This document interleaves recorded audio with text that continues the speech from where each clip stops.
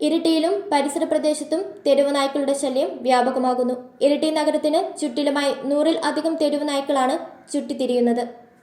ജനങ്ങളെത്തുന്ന പുതിയ സ്റ്റാൻഡിലും പഴയ bus stand പരിസരത്തും പഴയ പാലം പരിസരത്തും പയ്യഞ്ചേരി മുക്ക് ഭാഗങ്ങളിലുമായി ഒറ്റതിരിഞ്ഞും കൂട്ടവുമായാണ് തെരുവ് നായ്ക്കൾ യാതൊരു ഭയവുമില്ലാതെ ചുറ്റിത്തിരിയുന്നത്.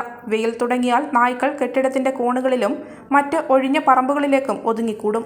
വീണ്ടും വൈകുന്നേരത്തോടെ നായ്ക്കൾ കൂട്ടത്തോടെ വെളിയിലിറങ്ങും. രാത്രി മുഴുവൻ ചുറ്റിത്തിരിയുന്ന നായക്കൂട്ടം പകൽ വെയിലായി തുടങ്ങുന്നതുവരെ ജനങ്ങൾക്ക് ഇടയിൽ ചുറ്റിത്തിരിയുകയാണ് പതിവ്. ആയിരക്കണക്കിന് യാത്രക്കാർ എത്തുന്ന ഇരിട്ടിയിൽ പുന്നാട് നടന്നതുപോലുള്ള തെരുവുനായ ആക്രമണം സംഭവിച്ചാൽ വലിയ അപകടത്തിന് കാരണമാകുമെന്നാണ് ജനങ്ങൾ പറയുന്നത്. കഴിഞ്ഞ ദിവസം ഇരിട്ടി നഗരസഭയുടെ പരിധിയിൽ പുന്നാട് ടൗണിൽ ഭ്രാന്തൻ നായയുടെ ആക്രമണത്തിൽ വിദ്യാർത്ഥികളടക്കം 14 പേർക്കാണ് പരിക്കേറ്റത്. ഇവർ ജില്ലാ ആശുപത്രിയിൽ ചികിത്സ തേടുകയും ചെയ്തു.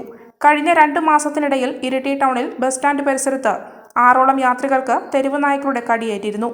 രാവിലെ സമയത്ത് സ്റ്റാൻഡിൽ എത്തിയ യാത്രികർക്കായിരുന്നു തെരുവ് നായയുടെ ആക്രമണമുണ്ടായത്.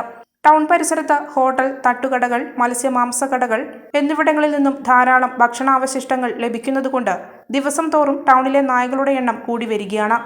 വെയിൽ കൂടുന്നതോടെ നായകൾ കൂടുതൽ അക്രമകാരികളാകും. നിലവിൽ പടിയൂർ പഞ്ചായത്തിൽ ജില്ലാ പഞ്ചായത്തിന്റെ കീഴിലുള്ള ABC കേന്ദ്രത്തിൽ തെരുവ് നായ്ക്കൾ നിറഞ്ഞതോടെ മറ്റൊരു പോംവഴിയും ഇല്ലാത്ത സാഹചര്യമാണ്. അനിയന്ത്രിതമായി കൂടുന്ന തെരുവ് നായ്ക്കളുടെ വളർച്ച തടയാൻ നഗരസഭ അടിയന്തര നടപടികൾ സ്വീകരിക്കണമെന്നാണ് യാത്രികരുടെയും വ്യാപാരികളുടെയും ആവശ്യം.